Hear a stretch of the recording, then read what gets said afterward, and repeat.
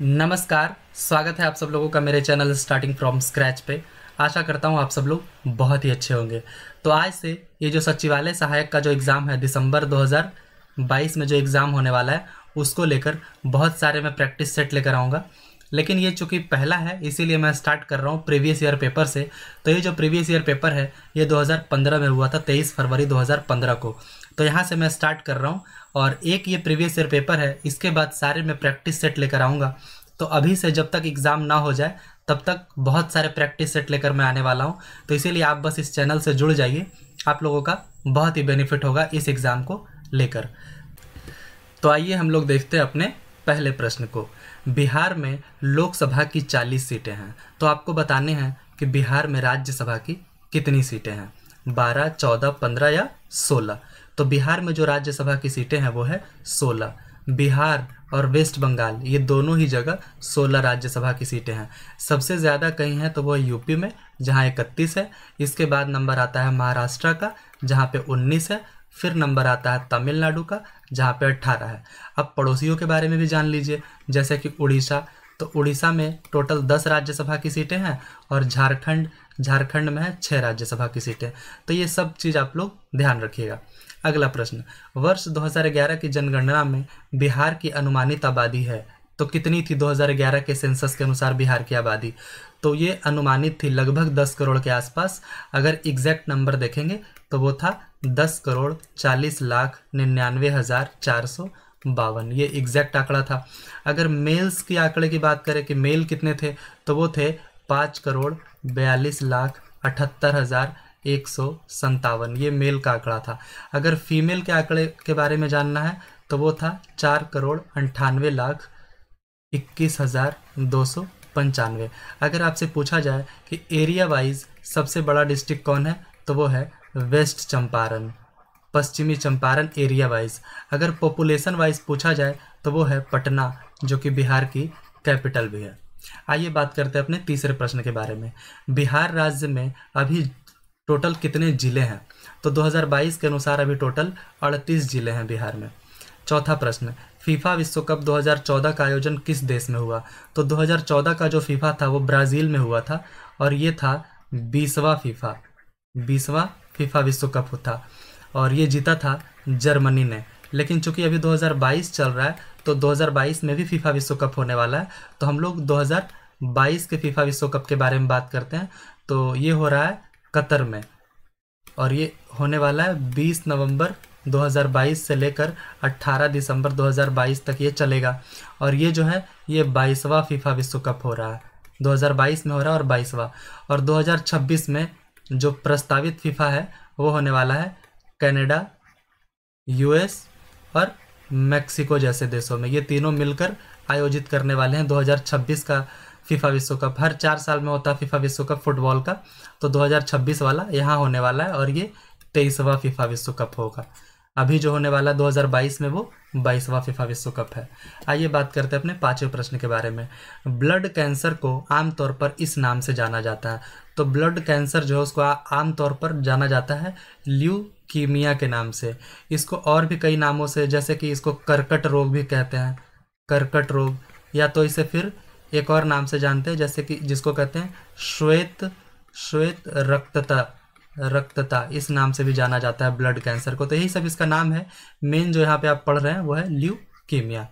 छठा प्रश्न, मैकमोहन रेखा भारत और चीन की सीमा तय करती है। लेकिन आपको बताना है जो डुरंड रेखा है ये किन दो देशों की सीमा तय करती है? तो ये तय करती है पाकिस्तान और अफगानिस्तान के बीच की जो सीमा है उसको, उस सीमा को कहते हैं डुरंड रेखा। सातवां, साइना नेहवाल किस खेल से जुड़ी हुई है? तीरंदाजी, टेनिस, बैडमिंटन या कुश्ती? तो जो साइना नेहवाल हैं वो जुड़ी हुई है बैडमिंटन से। आठवां प्रश्न, कुचिपुड़ी किस प्रदेश का लोक नृत्य है? तमिलनाडु, केरल, आंध्र प्रदेश या महाराष्ट्र? तो ये जो कुचिपुड़ी है वो आंध्र प्रदेश का लोक नृत्य है। अगर आप लोग बात करेंगे तमिलनाडु का तो तमिलनाडु का है भरतनाट्यम। अगर आप देखेंगे केरला के बारे में तो केरला में जो दो है बहुत फेमस है, एक तो है मोहिनीअट्टम और एक है कथकली। कथकली।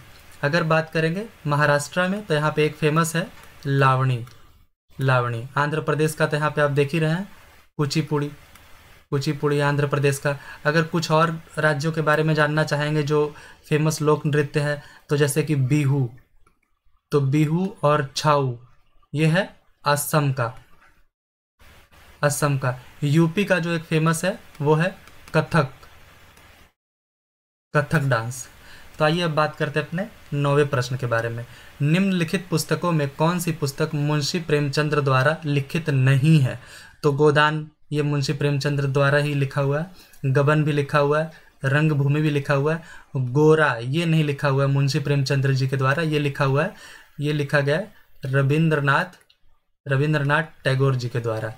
और भी मुंशी प्रेमचंद जी की कई सारी किताबें हैं, जैसे कि अगर आप बात कर लें नमक का दरोगा, नमक का दरोगा, या तो बात कर ले आप पूछ की रात, पूछ की रात, बड़े घर की बेटी, ईदगाह, ऐसे कई सारे किताब लिखे हैं मुंशी प्रेमचंद्र जी ने जो काफ़ी फेमस हुए हैं। 10वां, कीनन स्टेडियम किस शहर में अवस्थित है? तो ये जो कीनन स्टेडियम है ये बेसिकली क्रिकेट स्टेडियम है, इसमें फुटबॉल आर्चरी के भी मैचेस आयोजित होते हैं, तो ये है जमशेदपुर में। 11वां प्रश्न, फिजी की राजधानी कौन सी है? फिजी एक देश है, तो वहाँ की जो राजधानी है वो है सुवा। अब है कि पोर्ट लुइस कहाँ की राजधानी है? तो पोर्ट लुइस है मॉरिशस की राजधानी है, मॉरिशस की राजधानी है पोर्ट लुइस। ये जो किंगस्टन है ये है जमैका की राजधानी है, जमैका। पारामारिबो ये है सूरीनाम, सूरीनाम की राजधानी है ये। तो ये सब राजधानियाँ आप लोग ध्यान रखिएगा। 12वां, निम्न में से किस राज्य में विधानमंडल का ऊपरी सदन या विधान परिषद नहीं है? जैसे कि सेंटर लेवल पे हम लोग बात करते हैं तो लोकसभा और राज्यसभा 2 है, उसी तरीके से स्टेट लेवल पे एक स्टेट असेंबली होता है और एक होता है विधान परिषद जो कि ऊपरी सदन होता है स्टेट में। तो ये कौन से राज्य में नहीं है आपको ये बताना है। तो महाराष्ट्र में है, उत्तर प्रदेश में भी है, बिहार में भी है, पश्चिम बंगाल में नहीं है। इसे 50 साल पहले, 50-55 साल पहले इसे हटा दिया गया था, अबॉलिश कर दिया गया था। तो अभी 6 राज्यों में टोटल है, 6 स्टेट्स में है। तो ये कहाँ कहाँ है ये आप लोग ध्यान रखिएगा। आंध्र प्रदेश में है, तेलंगाना में है, बिहार में है, यूपी में है, महाराष्ट्र में है और कर्नाटका में है। यही 6 राज्यों में ये जो ऊपरी सदन है जिसे विधान परिषद कहते हैं ये है, बाकी कहीं पे ये नहीं है। हालांकि पश्चिम बंगाल में अभी प्रस्ताव पारित किया जा रहा है इसे फिर से वापस लाने के लिए। अब बात करते हैं 13वें प्रश्न के बारे में। वर्ष 2013 के लिए भारत रत्न पुरस्कार निम्नलिखित में से किन्हें मिला? तो 2013 में ये मिला था सचिन रमेश तेंदुलकर जो कि क्रिकेटर हैं, और एक और थे प्रोफेसर CN राव जी। इन्हीं दोनों को मिला था 2013 का ये जो भारत रत्न पुरस्कार है, 2013 में मिला था इन्हीं दोनों को। 14वां प्रश्न, ईसा पूर्व 2री सदी में शूद्रक ने मृच्छकटिकम नामक प्रसिद्ध नाटक की रचना की जो कि संस्कृत भाषा में था। तो मृच्छकटिकम का अर्थ होता क्या है? तो ये जो मृच्छकटिकम ये एक शब्द भी है, इसका जो अर्थ होता है वो होता है मिट्टी की छोटी गाड़ी। 15वां, प्रथम लोकसभा के स्पीकर कौन थे? तो जो पहला लोकसभा बैठा था 1952 से लेकर 1957 के बीच में, तो उस समय जो पहले लोकसभा के स्पीकर थे वो कौन थे? तो वो थे जीवी माव लंकर जी। 16वां प्रश्न, निम्नलिखित में से कौन सी राज्य पार्टी है? तो इसमें जो बाकी ऑप्शन है वो नेशनल पार्टीज है, तो आपको बताना है कि राज्य पार्टी कौन सी है इसमें। तो भारतीय राष्ट्रीय कांग्रेस तो ये नेशनल पार्टी है, भारतीय जनता पार्टी ये भी नेशनल पार्टी है, कम्युनिस्ट पार्टी ऑफ इंडिया ये भी नेशनल पार्टी है। तो चूंकि ये 2014 का 15 का प्रश्न है, तो उस टाइम पे बहुजन समाज पार्टी जो थी वो स्टेट पार्टी थी, लेकिन अब ये भी एक नेशनल पार्टी बन गई है, बहुजन समाज पार्टी, जो कि मायावती जिनके प्रमुख है। मायावती जी यूपी का ये पार्टी है, तो यूपी में मेन ये पार्टी है, यूपी में मेन पार्टी है, और भी कई राज्यों में ये पार्टी है, इसीलिए तो नेशनल पार्टी का दर्जा मिलता है। तो बहुजन समाज पार्टी है जो कि उस समय नहीं थी, अब ये भी एक नेशनल पार्टी है।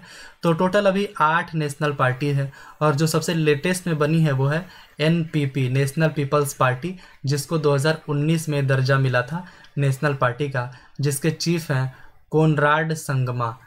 कोनराड संगमा ये इस पार्टी के चीफ हैं, और ये सबसे लेटेस्ट पार्टी है, नेशनल पार्टी का दर्जा पाने वाली 2019 में ये स्टेटस मिला था। अब बात करते हैं 17वें प्रश्न के बारे में। 3 तत्व जिनका उपयोग रासायनिक उर्वरकों में सर्वाधिक होता है, तो वो कौन से हैं 3 तत्व जिसका उपयोग सबसे ज़्यादा होता है रासायनिक उर्वरकों में? तो ये है ऑप्शन बी, नाइट्रोजन, पोटेशियम और फास्फोरस। इसका उपयोग सबसे ज़्यादा होता है, जिसको शॉर्ट में कहते हैं NPK। इसका उपयोग सबसे ज़्यादा होता है। तो आइए अब बात करते हैं 18वें प्रश्न के बारे में। ये जो दही का जो खट्टापन होता है, ये निम्नलिखित मतलब किसके कारण होता है? दही का जो खट्टापन है, तो ये जो दही का खट्टापन है वो सबसे ज़्यादा होता है तो लैक्टिक एसिड के कारण होता है। दही का जो खट्टापन होता है ये लैक्टिक एसिड के कारण होता है। 19वां, वायुमंडल में ट्रोपोस्फियर के ऊपर कौन सी परत पाई जाती है? तो वायुमंडल में टोटल 5 परतें होती है, तो जो सबसे नीचे होती है वो होती है ट्रोपोस्फियर, जिसे क्षोभ मंडल भी कहा जाता है, ट्रोपोस्फियर। इसके ऊपर होती है स्ट्रेटोस्फियर जिसे समताप मंडल कहा जाता है। फिर इसके ऊपर होता है मीजोस्फियर जिसे मध्य मंडल कहा जाता है। फिर इसके ऊपर होता है आयनोस्फेयर जिसे आयन मंडल कहा जाता है। फिर सबसे लास्ट में होता है एग्जोस्फेयर जिसे बहिर्मंडल कहा जाता है। तो यहाँ पे आपसे पूछा जा रहा है ट्रोपोस्फेयर के ऊपर कौन सी परत होती है? तो ट्रोपोस्फेयर के होती है ऊपर स्ट्रेटोस्फेयर जिसे समताप मंडल कहा जाता है, समताप मंडल इसे कहा जाता है। तो इसका जो करेक्ट ऑप्शन है वो हो जाएगा ऑप्शन ए, 19वां का ए। 20वां, कैल्शियम की आवश्यकता निम्नलिखित में किससे निमित है? कैल्शियम मांसपेशियों के कार्य करने के लिए, बिल्कुल, हड्डियों के विकास के लिए भी कैल्शियम की जरूरत होती है, खून जमने से रोकने के लिए। तो बेसिकली ये उपरोक्त सभी इसका करेक्ट ऑप्शन हो जाएगा, ऑप्शन डी हो जाएगा इसका, कैल्शियम की आवश्यकता इससे नियमित है। 21वां प्रश्न, निम्नलिखित में से कौन सा विटामिन जल में घुलनशील है? तो जल में घुलनशील जो विटामिन है वो है विटामिन सी है, जो कि जल में घुल जाता है। इसके अलावा विटामिन सी के अलावा विटामिन एच भी, या तो विटामिन बी कॉम्प्लेक्स, ये सब जल में घुलनशील है। बाकी के जो सब विटामिन है ये सब वसा में घुलनशील है, कार्बोहाइड्रेट में। 22वां, भारतीय संविधान का कौन सा प्रावधान दल बदल निरोध से संबंध रखता है? मतलब एंटी डिफेक्शन लॉ। तो ये कौन से शेड्यूल में है आपको ये बताना है। तो ये 10वां शेड्यूल में है, ऑप्शन बी इसका करेक्ट ऑप्शन हो जाएगा, ये 10वां शेड्यूल में है। तो ये पारित हुआ था 52वां जो संविधान संशोधन हुआ था 1985 में। तो इसके अनुसार क्या था कि अगर 1/3 अगर मेंबर जाते हैं किसी पार्टी से दूसरी पार्टी में मिल जाते हैं तो कोई प्रॉब्लम नहीं होगा, इसे मर्जर कहा जाएगा, दल बदलू इसे नहीं कहा जाएगा। लेकिन फिर बाद में दोबारा से प्रस्ताव पारित हुआ और 51वां जो संविधान कॉन्स्टिट्यूशनल अमेंडमेंट एक्ट जो था ये पारित हुआ 2003 में। इसे फिर बदल दिया गया और इसे 2/3 कर दिया गया कि अगर 2/3 मेंबर्स जाएंगे तभी मर्जर कहा जाएगा, अदरवाइज इसे दल बदल कहा जाएगा और फिर उसकी जो मतलब मान्यता होगी वो रद्द हो जाएगी। मतलब अगर कोई एमपी होगा तो वो एमपी नहीं रहेंगे और अगर कोई विधायक होगा तो वो विधायक नहीं रहेगा, उसकी विधायकी चली जाएगी। 23वां प्रश्न के बारे में बात करते हैं। भारतीय संविधान का अनुच्छेद 51A नागरिकों के मौलिक कर्तव्य से संबंधित है, फंडामेंटल ड्यूटीज। किस संविधान के तहत इसे लाया गया? कौन से संविधान संशोधन के तहत? क्योंकि ओरिजिनल संविधान में तो ये था नहीं। तो ये लाया गया था ऑप्शन बी 42वां संशोधन, जो कि हुआ था 1976 में। तो 1976 में आया था टोटल 10 फंडामेंटल राइट्स, लेकिन अभी जो टोटल है वो है 11 फंडामेंटल राइट है। तो 11वां जो था वो आया था 2002 में और ये हुआ था 86वां संशोधन कॉन्स्टिट्यूशनल अमेंडमेंट एक्ट। तो ये 86वां हुआ था 2002 में, तो उस समय एक और जुड़ गया, तो टोटल अभी है 11 फंडामेंटल ड्यूटीज़, मतलब मौलिक कर्तव्य भी टोटल 11 है।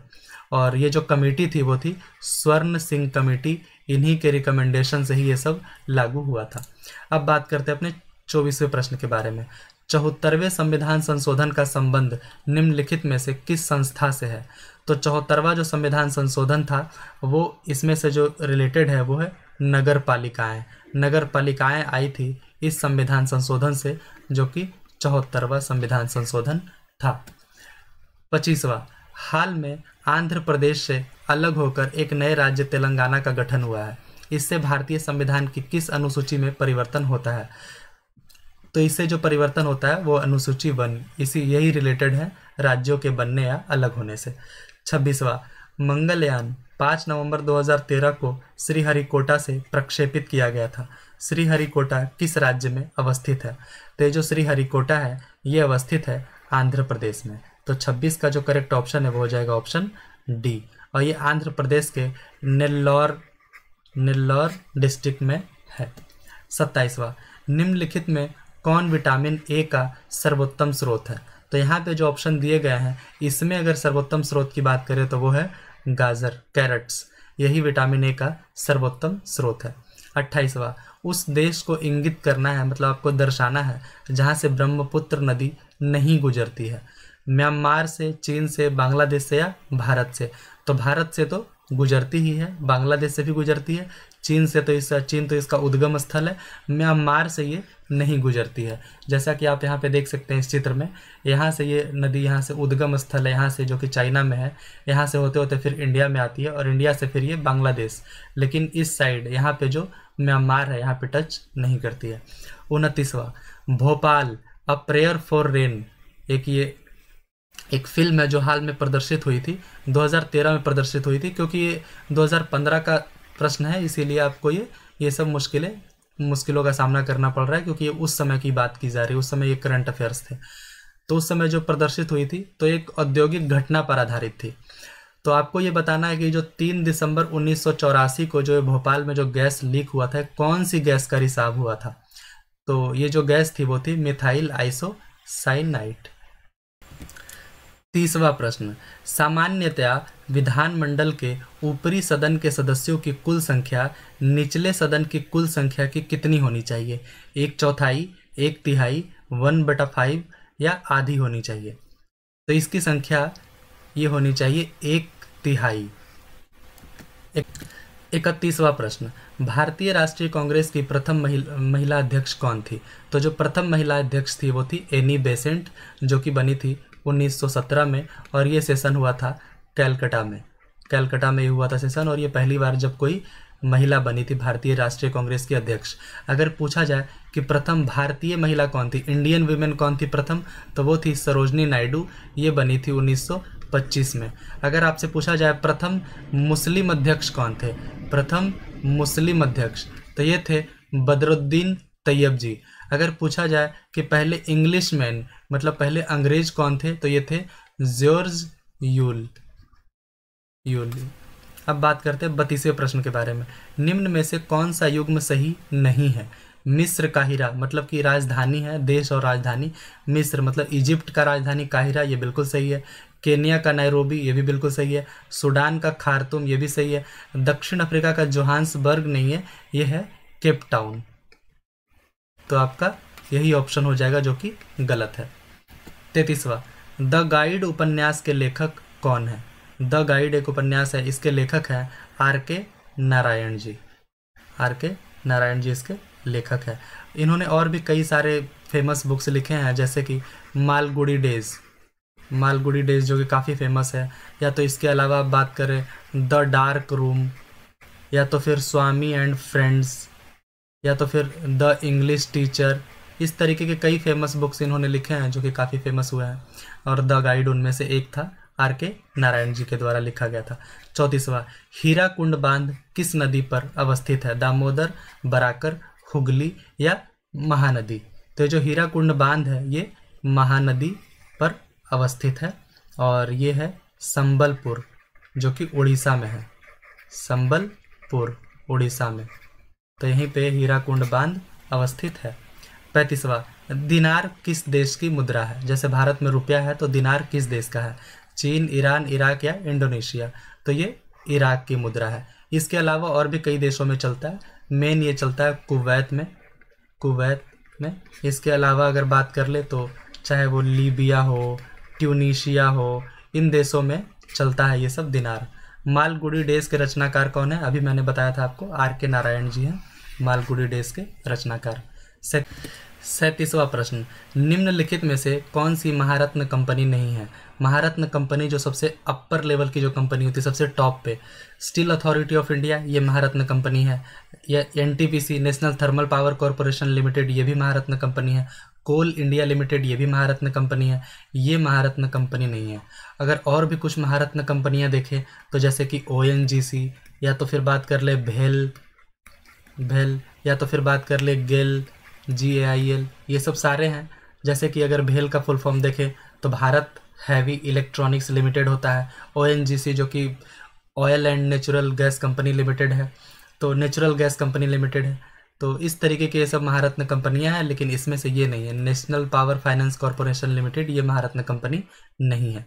38वां प्रश्न, गंगा ब्रह्मपुत्र डेल्टा क्षेत्र का वन जो है निम्नलिखित में से किस नाम से वो जाना जाता है? तो गंगा ब्रह्मपुत्र डेल्टा क्षेत्र का जो वन है वो सुंदर वन के नाम से जाना जाता है। 39वां प्रश्न, कालिदास सम्मान पुरस्कार प्रारंभ किया गया था किस राज्य सरकार के द्वारा? पंजाब, उत्तर प्रदेश, मध्य प्रदेश या छत्तीसगढ़ सरकार द्वारा? तो ये स्टार्ट किया गया था, MP का गवर्नमेंट था, मध्य प्रदेश का, वहाँ उसके गवर्नमेंट के द्वारा ये स्टार्ट किया गया था कालिदास सम्मान पुरस्कार। पंचतंत्र तंत्र के रचनाकार कौन है? तो पंचतंत्र के जो रचनाकार हैं वो हैं विष्णु शर्मा जी। 41वां प्रश्न, निम्नलिखित में से किस फसल की खेती भारत में सर्वाधिक क्षेत्रफल में होती है? तो भारत में खाद्यान्नों के अंतर्गत आने वाला जो कुल क्षेत्र है उसका 47% पर होता है धान का खेती, 47% पर, इसीलिए सबसे ज़्यादा है। 42वां, बर्मा ब्रिटिश भारत से कब अलग हुआ? बर्मा जिसका अभी का जो नाम है वो है म्यांमार, तो ये ब्रिटिश भारत से कब अलग हुआ? तो ये अलग हुआ था 1935 ईस्वी में, और ये हुआ था गवर्नमेंट ऑफ इंडिया एक्ट जो 1935 का था, उसके थ्रू ये बर्मा ब्रिटिश भारत से अलग हो गया था। 43वां, पटना उच्च न्यायालय की स्थापना कब हुई थी? तो जो पटना का उच्च न्यायालय हाईकोर्ट है उसकी स्थापना हुई थी, 43वां का जो ऑप्शन हो जाएगा वो हो जाएगा ऑप्शन डी, 1916 ईस्वी में स्थापना हुई थी। अगर कोई बात करे जो सबसे पुराना हाई कोर्ट है इंडिया का, तो उसमें एक जो है वो है कैलकटा, सबसे पुराना है, जिसका स्थापना हुआ था 2 जुलाई 1862 ईस्वी को, और पटना का जैसा कि मैंने आपको बताया वो 1916 में हुआ था। अभी का अगर पटना का चीफ जस्टिस के बारे में बात करें 2022 में, तो अभी हैं वो संजय करोल जी, चीफ जस्टिस है पटना हाई कोर्ट के। 44वां, सर्वेंट ऑफ इंडिया सोसाइटी की स्थापना किसने की थी? तो सर्वेंट ऑफ इंडिया सोसाइटी जो मतलब थी उसका स्थापना की गई थी गोपाल कृष्ण गोखले के द्वारा, जो कि महात्मा गांधी के पॉलिटिकल गुरु थे, राजनीतिक गुरु थे, और इन्होंने इसका स्थापना किया था 1905 ईस्वी में, और ये किया गया था बॉम्बे में। 45वां, किस वर्ष सिक्किम भारत संघ का 22वां राज्य बना? 1962, 1967, 1971 या 1975 में? तो ये बना था, सिक्किम बना था 1975 ईस्वी में, 22वां राज्य बना था भारत संघ का, और ये बना था 36th कॉन्स्टिट्यूशनल अमेंडमेंट एक्ट, मतलब कि संविधान संशोधन कानून 36वां, और ये हुआ था 1975 में। इसी के थ्रू ये बना था भारत संघ का 22वां राज्य। 46वां प्रश्न, आज़ादी के बाद भारत और नेपाल के बीच प्रथम शांति और मित्रता संधि किस वर्ष काठमांडू में हस्ताक्षरित किया गया था? तो ये किया गया था आज़ादी के बाद 1950 ईस्वी में पहली बार भारत और नेपाल के बीच, और उस समय जो नेपाल के प्राइम मिनिस्टर थे वो थे मोहन शमशेर जग बहादुर राणा, ये थे वहाँ के प्राइम मिनिस्टर थे उस टाइम पे, और जो भारत का राजदूत था वहाँ पे नेपाल में वो थे चंद्रदेश्वर नारायण सिंह। तो इन्हीं दोनों के बीच में हुआ था पहली बार शांति वार्ता, शांति और मित्रता संधि जो हुआ था 1950 ईस्वी में पहली बार हुआ था। 47वां, भारत में जो जंगली गधे हैं वो निम्नलिखित में कहाँ पाए जाते हैं? तो ये पाए जाते हैं कच्छ के रण में, कच्छ के रण में पाए जाते हैं भारत में जंगली गधे। 48वां, जब बैरोमीटर का पारा अचानक गिर जाता है तो ये किस बात को सूचित करता है या किस बात का ये द्योतक है? गर्म मौसम, सर्द मौसम, आंधी या झंझावत की संभावना या शुष्क मौसम? तो ये जो बैरोमीटर का पारा जब अचानक गिरता है तो ये बेसिकली ये सूचित करता है कि आंधी या झंझावत की संभावना है। 49वां, निम्नलिखित में से कौन बायोस्फीयर रिजर्व या सुरक्षित जीवमंडल नहीं है? मन्नार की खाड़ी, नीलगिरी, सुंदरवन या काजीरंगा। तो इसका जो करेक्ट ऑप्शन है वो है काजीरंगा। ये एक सुरक्षित जीव मंडल या बायोस्फीयर रिजर्व ये नहीं है। 50वां, निम्नलिखित में से कौन पोलियो का कारण है? एक कवक, एक वायरस, एक कृमि या एक बैक्टीरिया। तो पोलियो का जो कारण है वो है एक वायरस, ये एक वायरस के कारण होता है पोलियो। 51वां, ज्वालामुखीय रिंग ऑफ फायर या घेरा ये किस महासागर से संबंधित है? प्रशांत या मतलब पैसिफिक इसको इंग्लिश में कहते हैं, अटलांटिक, इंडियन ओशियन हिंद महासागर या आर्कटिक घेरा। तो ये जो रिंग ऑफ फायर ये संबंधित है प्रशांत महासागर से, तो ऑप्शन हो जाएगा ए करेक्ट। 52वां, एलिसा जांच ये एक तरह का जांच है, तो ये कौन से रोग की पहचान के लिए किया जाता है जांच? कैंसर, टीबी, पोलियो वायरस या एड्स। तो ये जो एलिसा टेस्ट है ये होता है एड्स की जांच के लिए। 53, अंगोरा ऊन ये एक तरह का ऊन है, तो ये किससे प्राप्त किया जाता है? खरगोश, लोमड़ी, भेड़ या बकरी। तो ये प्राप्त किया जाता है खरगोश से। अंगोरा एक ऊन का जो टाइप है वो खरगोश से प्राप्त होता है। अब बात करते हैं 54वें प्रश्न के बारे में। सबसे अधिक प्याज उत्पादन करने वाला राज्य कौन सा है? पश्चिम बंगाल, बिहार, महाराष्ट्र या उत्तर प्रदेश। तो सबसे ज़्यादा जो प्याज की खेती है वो होती है महाराष्ट्र में। 55, निम्नलिखित में से कौन सा ब्लड ग्रुप सर्वव्यापक ग्राह्यता रखता है? तो सर्वव्यापक ग्राह्यता कौन सा ब्लड ग्रुप वाले लोग रखते हैं? ए बी या जी या ओ पॉजिटिव, ओ होता है जो। तो ये जो है ये ए बी ग्रुप वाले जो ब्लड वाले जो होते हैं ये सर्वव्यापक ग्राह्यता रखते हैं। तो 55 का जो करेक्ट ऑप्शन है वो हो जाएगा ऑप्शन सी।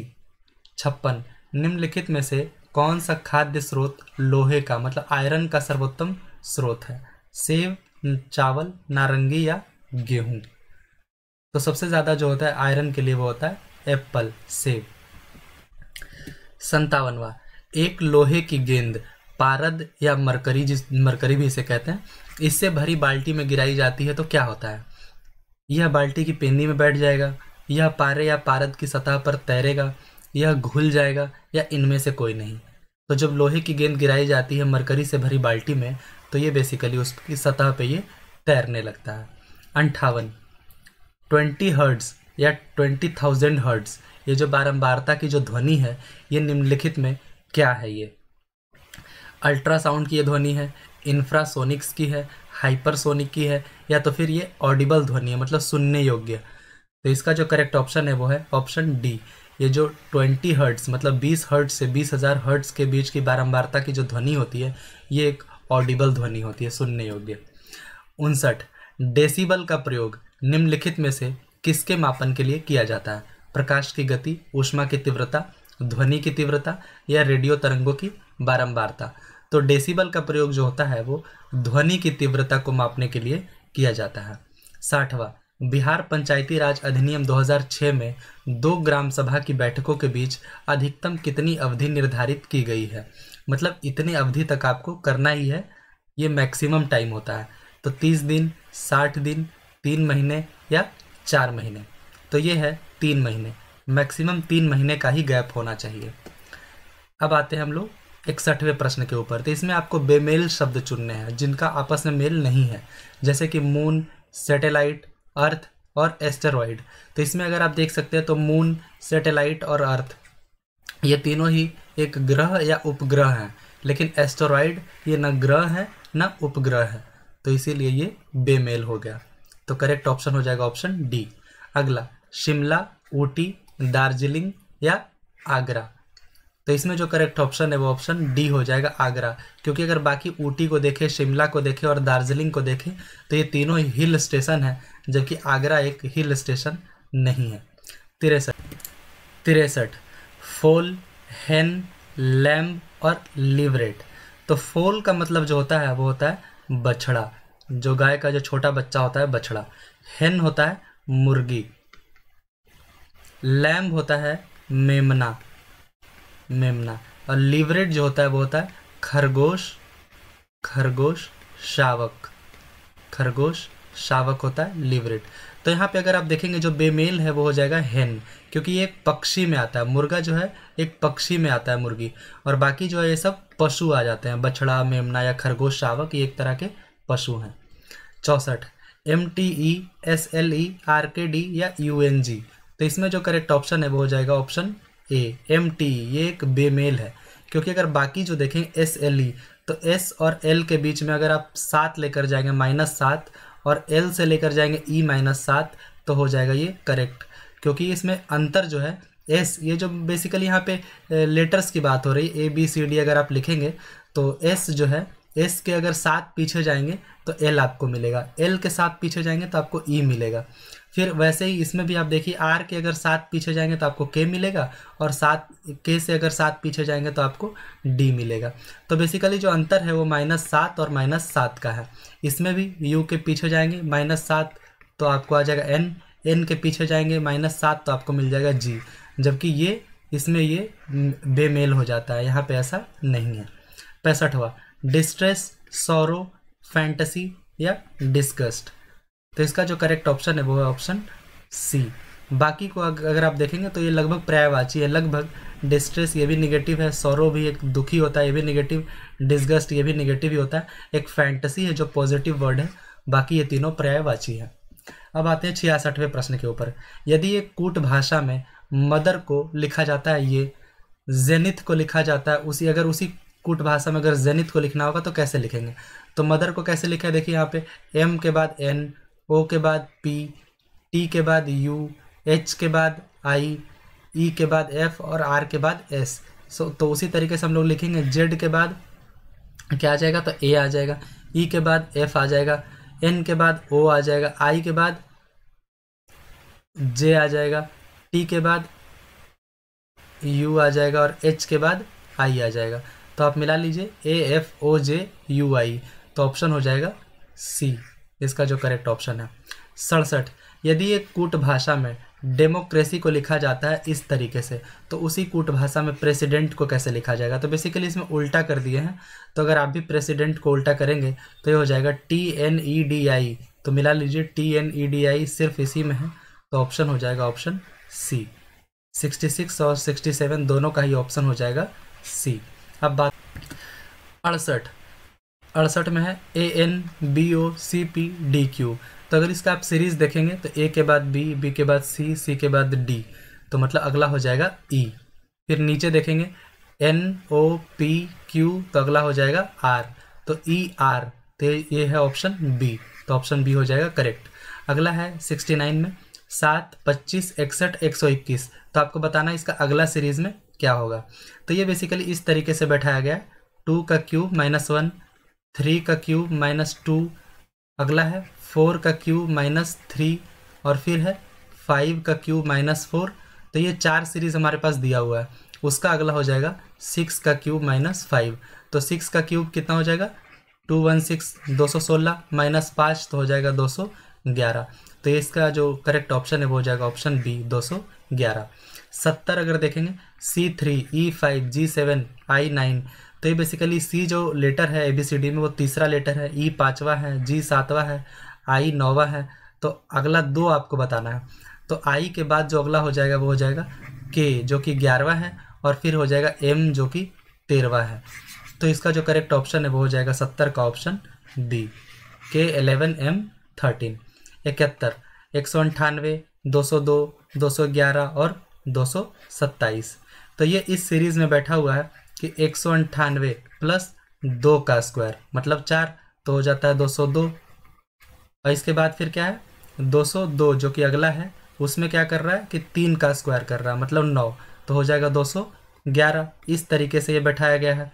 तो अगर 227 के बाद हम लोग देखेंगे तो ये 227 प्लस 5 का स्क्वायर, तो 5 का स्क्वायर हो जाता है 25, तो 227 और प्लस 25 तो हो जाएगा टोटल 252। तो ऑप्शन हो जाएगा बी।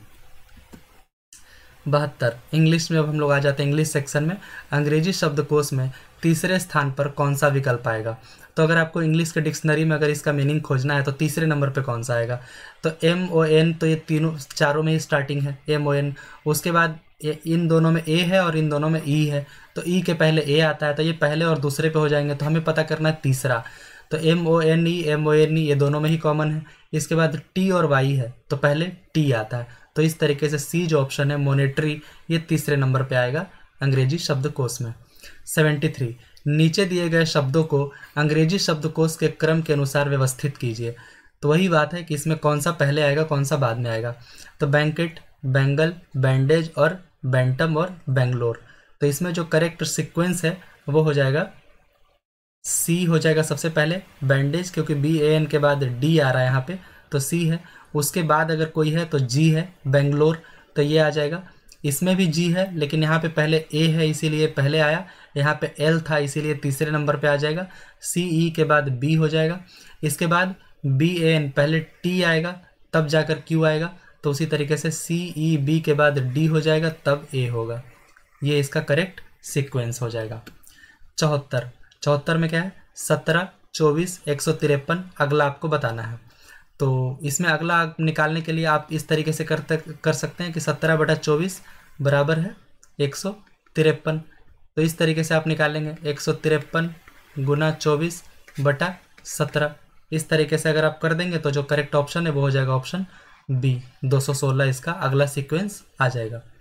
75 में AF की KP BG LQ CHMR। तो इसको किस तरीके से चेंज किया गया, A के बाद B, F के बाद G, K के बाद L, P के बाद Q। तो बेसिकली अगला आपको बताना है। तो C के बाद कौन सा हो जाएगा, D, H के बाद I, M के बाद N और R के बाद S। तो DINS, तो DINS हो जाएगा ऑप्शन A, ये हो जाएगा करेक्ट ऑप्शन। 76वां 23, 13, 54। तो 23 से 13 कैसे आया, 10 घटा के, तो 54 में 10 घटा जाएंगे तो हो जाएगा 44। तो ये करेक्ट हो जाएगा। समाचार पत्र का होता है पालक, तो उसी तरीके से रोटी का क्या होगा, तो रोटी का हो जाएगा उपभोक्ता, जो इसको उपभोग करता है, जो इसको खाता है। तो ऑप्शन हो जाएगा C करेक्ट। 78, फ्लावर को लिखा गया अगर किसी भाषा में रिवोल्व, तो फ्रूट्स को कैसे लिखेंगे। तो फ्लावर को बेसिकली उल्टा कर दिया गया REWOLF, तो फ्रूट्स को उल्टा कर दीजिएगा तो हो जाएगा STIURF। तो STIURF है ऑप्शन C। तो 78 का हो जाएगा ऑप्शन C। अब बात करते हैं 79, 64155304। तो ये कैसे लिखा गया, 6 में से 1 घटाकर 4 में से 1 घटाए, फिर 1 में से 1 घटा दिए और 5 में से 4 को घटा दिए। तो उसी तरीके से आप 7 से घटाइएगा तो हो जाएगा 6, 8 से आ जाएगा 7, 9 से आ जाएगा 8 और 6 से आ जाएगा 5। तो 6, 7, 8, 5 ऑप्शन हो जाएगा D, ये करेक्ट हो जाएगा। 80, यदि Q का अर्थ योग करना है, J का अर्थ गुणा करना है, T का अर्थ घटाना है और K का अर्थ भाग देना है, तो फिर आपको इसका मतलब बताना है ये कितना आ जाएगा। तो अगर इसको आप निकालिएगा तो बिठाइएगा, तो K का अर्थ भाग है तो हो जाएगा 30/2। Q का अर्थ हो जाएगा यहाँ पे प्लस, ये हो जाएगा। फिर इसके बाद 3, फिर अगला हो जाएगा इनटू, फिर 6, फिर इसका मतलब है माइनस, तो ये हो जाएगा -5। तो इस तरीके से आप निकालेंगे तो 30/2 हो जाएगा 15, प्लस 3 गुना 6 माइनस 5, फिर इन दोनों को आप गुना कर लीजिए तो हो जाएगा 18 - 5 और इधर है 15, तो 18 और 15 हो जाएगा 33 - 5, 28 ही हो जाएगा करेक्ट ऑप्शन। तो ऑप्शन हो जाएगा B, 80 का हो जाएगा B। 81, मर्चेंडाइज। तो आपको ये बताना है दिए गए विकल्पों में से उस शब्द को आपको चुनना है जो नीचे दिए गए शब्द में शामिल अक्षरों से नहीं बन सकता है। तो मर्चेंडाइज से इनमें से कौन सा शब्द नहीं बन सकता है।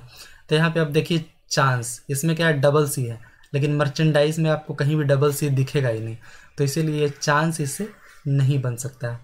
82, निम्नलिखित अक्षर श्रृंखला में PQR का क्रम कितनी बार ऐसा है जिसमें Q जो अक्षर है वो P तथा R के बीच में आता है।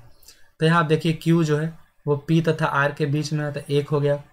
फिर अगर आप देखेंगे यहाँ पे Q है, ये P और R के बीच में है, 2 हो गया। यहाँ पे Q है, P और R के बीच में है, फिर से यहाँ पे Q है, P और R के बीच में है, तो टोटल 4 बार ये ऐसा होता है। तो ऑप्शन हो जाएगा ऑप्शन C। अब बात करते हैं 83वें प्रश्न के बारे में। दक्षिण की ओर भाग रहा एक लड़का अपनी दाईं ओर घूमता है। तो इस तरीके के सवाल में पहले आप ये देख ले कि इधर होता है ईस्ट, वेस्ट, इधर नॉर्थ, इधर साउथ, है ना, और ये मिडिल पॉइंट हो गया। तो अब क्या है, यहाँ पे मिडिल पॉइंट हम लेते हैं। दक्षिण की ओर भाग रहा एक लड़का अपनी दाईं ओर घूमता है और फिर भागता है, फिर वो अपनी दाईं ओर घूमता है, तो फिर दाईं ओर इस साइड, और फिर वो अंत में अपनी बाईं ओर घूमता है। तो आपको बताना है कि अभी वो किस दिशा में जा रहा है। तो ये किधर का दिशा है, तो ये पश्चिम दिशा की ओर। तो अभी वो पश्चिम दिशा की ओर भाग रहा है। 84, यदि आशा बराबर है 29 के तो विनय भूषण के बराबर क्या होगा। तो आशा बेसिकली यहाँ पे 29 इस हिसाब से निकाला है कि इसमें लेटर्स आपको बताने कि कौन से नंबर पे हैं। तो ABCD में पहला लेटर है, S जो है वो 19वां लेटर है, H जो है वो 8वां लेटर है और A फिर से पहला लेटर है। तो अगर आप इसको टोटल जोड़ेंगे तो 19 एक 20 और 8 एक 9, तो 29 आ गया। आशा के बराबर 29। तो विनय भूषण के बारे में आपको बताना है। तो V जो है वो 22वां है, 22 प्लस I 9वां, फिर 14 N हो गया, फिर A पहला हो गया और फिर Y 25वां हो गया। तो इसी तरीके से विनय हो गया, इसी तरीके से आप भूषण निकालेंगे तो ये टोटल हो जाएगा 144। तो जो करेक्ट ऑप्शन है वो हो जाएगा ऑप्शन C। 85वां, यदि किसी कूट भाषा में डिकिंसन को लिखा गया इस तरीके से 3579502110 और DIPP को लिखा गया 3566, तो आपको बताना है उसी कूट भाषा में पिकनिक को कैसे लिखेंगे। तो P का आप देख रहे हैं यहाँ पे 6 लिया गया है, तो P का हो जाएगा 6। अगर उसी तरीके से आप I को देखेंगे तो I को लिया गया है 5, तो PI हो गया। C को लिया गया है 7, PIC। N को लिया गया, आप देखें यहाँ पे छठे नंबर पे, तो N को लिया गया 0, फिर I को लिया गया है 5 और फिर C को लिया गया है 7। तो आप मिला लीजिए 657057। तो ये है आपका जो करेक्ट ऑप्शन है वो हो जाएगा ऑप्शन B। 85वां का हो जाएगा 657057, ऑप्शन हो जाएगा B। अब हम लोग देखते हैं 86वां, यदि किसी कोड भाषा में स्यू रेनिक को लिखा जाता है सी इज ब्रेव, पी सोर रेनिक को लिखा जाता है सी इज ऑलवेज स्माइलिंग और सोर राज ही को लिखा जाता है सी इज ऑलवेज चीयरफुल, तो आपको बताना है स्माइलिंग का यहाँ पे स्माइलिंग के लिए कौन सा शब्द यूज़ किया गया है। तो अगर हम लोग पहला और दूसरा देखेंगे तो इसमें क्या है, रे निक और रे निक कॉमन है और शी इज़ और कॉमन है, तो रे निक को लिखा जाता है शी इज़, ठीक है। तो यहाँ पे बच गया स्यू, स्यू का मतलब हो जाएगा फिर मतलब ब्रेव। पहला और दूसरे के अनुसार स्यू का मतलब हो गया ब्रेव। अब क्या है, इसमें सी इज़ इसमें भी कॉमन है, शी इज़ इसमें भी कॉमन है, तो शी इज़ का हम लोग देख चुके हैं, रे निक हो जाता है शी इज़ का। बचा सोर, इसमें भी कॉमन इसमें भी कॉमन, तो सोर का मतलब हो जाएगा ऑलवेज। तो यहाँ पे हम लोग देख लेंगे, लिख लेते हैं, सोर का मतलब हो जाएगा ऑलवेज, ऑलवेज। तो बचा फिर क्या, पी आई, तो पी आई हो जाएगा, पी आई का मतलब हो जाएगा स्माइलिंग। तो जो करेक्ट ऑप्शन है वो हो जाएगा ऑप्शन सी, पी आई मतलब स्माइलिंग। 87, यदि प्लस का अर्थ मतलब डिवाइड हो जाएगा, माइनस का मतलब हो जाएगा मल्टीप्लिकेशन गुना, गुना का हो जाएगा प्लस और भाग का हो जाएगा माइनस, तो आपको इसके जगह पे आपको बिठाना है। तो अगर आप इसके जगह पे बिठाएंगे तो ये टोटल हो जाएगा 45 डिवाइड 9 इंटू 3 प्लस 15 माइनस 2, ये टोटल आ जाएगा और इसको अगर आप टोटल कीजिएगा तो हो जाएगा 28। तो इसका जो करेक्ट ऑप्शन है वो हो जाएगा ऑप्शन डी। 88, एक संख्या का 51% है 714, तो उसी संख्या का 39% क्या होगा। तो एक संख्या को अगर हम लोग मान लेते हैं x, तो इसका जो 51% है तो 51/100 कर देंगे, तो 51% कितना है 714, तो आपको इससे निकल जाएगा 100% उसका जो हो जाएगा वो हो जाएगा 1400। तो अब अगर 1400 का 39% निकालेंगे तो ये निकालेंगे 1400 इंटू 39/100, तो ये आ जाएगा 546। तो जो करेक्ट ऑप्शन है वो हो जाएगा ऑप्शन बी। 89, इनमें से कौन से भिन्न का समूह जो है आरोही क्रम में, मतलब असेंडिंग ऑर्डर है, मतलब बढ़ते हुए क्रम में। तो अगर इन सब का आप वैल्यू निकालेंगे, 9/11 का जैसे वैल्यू हो जाता है 0.818, तो इसी तरीके से आप सबका वैल्यू निकालेंगे तो आप पाएंगे ऑप्शन सी इसका करेक्ट ऑप्शन हो जाएगा, क्योंकि 5/7 का अगर वैल्यू आप निकालेंगे तो वो हो जाएगा 0.714, अगर 9/11 का निकालेंगे तो ये आ जाएगा 0.818, अगर 7/8 का निकालेंगे तो ये हो जाएगा 0.875। तो आप देख रहे हैं कि एक बढ़ते हुए क्रम में है, 0.714, 0.818, 0.875, तो ये आरोही क्रम में है, तो ऑप्शन हो जाएगा इसका सी। 90, इनमें से कौन सा भिन्न है जो 3/4 से तो बड़ा है लेकिन 5/6 से छोटा है। तो आप देखिए इसका जो करेक्ट ऑप्शन है वो हो जाएगा ऑप्शन सी। 4/5 जो है वो 3/4 से तो बड़ा है लेकिन 5/6 से ये छोटा है, तो ऑप्शन हो जाएगा ऑप्शन सी। 91, वह संख्या कौन सी है जो 80 से 20% अधिक है। तो 80 का अगर हम लोग 10% निकालेंगे तो वो हो जाएगा 8, अगर इसका 20% करेंगे तो वो हो जाएगा 16। तो 80 और प्लस 16 हम लोग करेंगे तो हो जाएगा 96। तो ये संख्या है 96 जो कि 80 से 20% अधिक है। 92, उन तीन क्रमागत संख्याओं का गुणनफल कितना होगा जिसका योगफल 15 है। तो अगर यहाँ पे क्रमागत संख्या पूछ रहा है मतलब एक साथ, तो जो मैक्सिमम जो संख्या हो सकता है वो हो सकता है 4 + 5 + 6। इन तीनों का योगफल जो है वो 15 हो जाएगा और जो गुणनफल है वो हो जाएगा 6 × 25 = 120, वो हो जाएगा ऑप्शन ए। इसका गुणनफल हो जाएगा 120, क्योंकि जैसे ही अगर आप 7 को शामिल कर लेंगे तो उसका योगफल कभी भी 15 आ ही नहीं सकता है। अब बात करते हैं 93 को। श्रृंखला जो है 1, 2, 6, 24, 120, तो इसका अगला सीरीज़ जो है वो कौन सा होगा। तो इसका जो अगला सीरीज़ होगा वो होगा 720, क्योंकि इस तरीके से है कि 1 को 2 से गुना कीजिए तो हो जाएगा 2, 2 को 3 से गुना कीजिए तो हो जाएगा 6। तो बेसिकली यहाँ पे 2, यहाँ से 3, यहाँ पे 4 मल्टीप्लाई करना है तो 6 × 4 24, फिर यहाँ पे 5 मल्टीप्लाई करना है तो हो जाएगा वो 120, 120 से 6 मल्टीप्लाई कीजिएगा तो हो जाएगा 720। अब बात करते हैं 94 प्रश्न नंबर। निम्नलिखित अंकों के सेट का औसत बताना है। तो औसत बताने के लिए क्या करते हैं, सबसे पहले आप सबको जोड़ दीजिएगा। तो 6 हैं तो इन 6 को अगर आप टोटल को जोड़िएगा तो आ जाएगा 1704, और इसको फिर 6 है तो डिवाइड बाई 6 कर दीजिएगा तो ये आ जाएगा 284। तो जो करेक्ट ऑप्शन है वो हो जाएगा ऑप्शन बी। 95, यदि किसी संख्या में 21 जोड़ा जाए तो वह जो संख्या है वो अपनी 3 गुनी संख्या से 7 कम हो जाती है। तो आपको बताना है वो संख्या कितनी है। तो अगर मान लीजिए वो संख्या x है तो x + 21, क्योंकि 21 जोड़ना है तो क्या हो जाता है वो 3 गुनी से 7 कम हो जाता है। तो इस तरीके से आप निकालेंगे कि x को इधर ले जाएंगे तो हो जाएगा 2x = 28, तो x = हो जाएगा 14। तो जो करेक्ट ऑप्शन है वो हो जाएगा ऑप्शन ए। 96, एक शहर की जो जनसंख्या है वो है 1,76,400 है। प्रति वर्ष जनसंख्या जो है 5% की दर से बढ़ जाती है। तो 2 वर्षों के बाद कितनी हो जाएगी आपको ये बताना है। तो पहले तो हम लोग क्या करते हैं कि पहले वर्ष में कितनी बढ़ेगी, 1,76,400 × 5/100 कर देंगे तो ये हो जाएगा 1,85,220। पहले साल 5% की दर से बढ़ेगा तो इतना हो जाएगा। दूसरे साल भी 5% की दर से बढ़ता है तो 1,85,220 × 5/100 कीजिएगा तो ये आ जाएगा टोटल बढ़ के 1,94,481।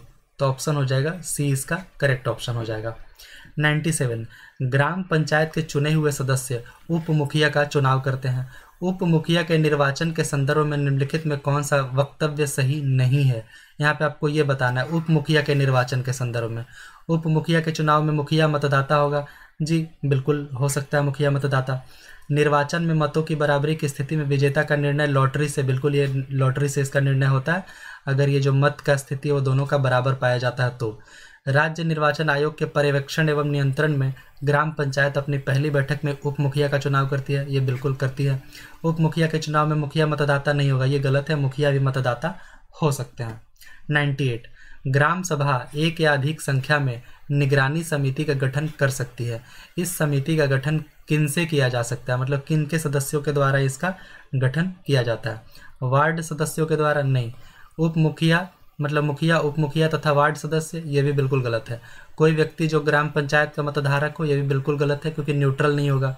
ऐसे व्यक्तियों से जो ग्राम पंचायत के सदस्य ना हो, ये बिल्कुल सही है। 99, अपील की सुनवाई में ग्राम कचहरी में न्यूनतम पंचों की गणपूर्ति नियमतः क्या होनी चाहिए। न्यूनतम इतने पंच रहेंगे तभी सुनवाई होगा, 5, 7, 3 या 9। तो इसका जो करेक्ट ऑप्शन है वो हो जाएगा ऑप्शन बी, 7 कम से कम होने चाहिए। लास्ट क्वेश्चन, 100वां क्वेश्चन अगर हम लोग देखते हैं, मुखिया स्वहस्ताक्षरित आवेदन देकर अपने पद का परित्याग कर सकता है। बिहार पंचायती राज अधिनियम 2006 के अंतर्गत उसे अपना आवेदन किसे प्रेषित करना होता है अगर वो चाहता है अपने पद से परित्याग करना चाहता है, तो वो किसे सौंपेगा। प्रखंड विकास पदाधिकारी, उप विकास आयुक्त, जिलाधिकारी या जिला पंचायती राज पदाधिकारी। तो ये अपना परित्याग सौंपता है मुखिया जिला पंचायती राज पदाधिकारी को, अपना ये परित्याग सौंपता है। तो थैंक यू सो मच, यही वो 100 प्रश्न थे। अगर आप लोगों को अच्छा लगा तो प्लीज़ चैनल को सब्सक्राइब कीजिए, वीडियो को लाइक कीजिए और शेयर कीजिए, क्योंकि आगे बहुत से सेट में लेकर आने वाला हूँ, प्रैक्टिस सेट। जब तक एग्ज़ाम ख़त्म नहीं हो जाएगा तब तक बहुत सारे प्रैक्टिस सेट आएंगे। तो आप बस इस चैनल से जुड़ जाइए, आपको काफ़ी बेनिफिट होगा। Thank you so much.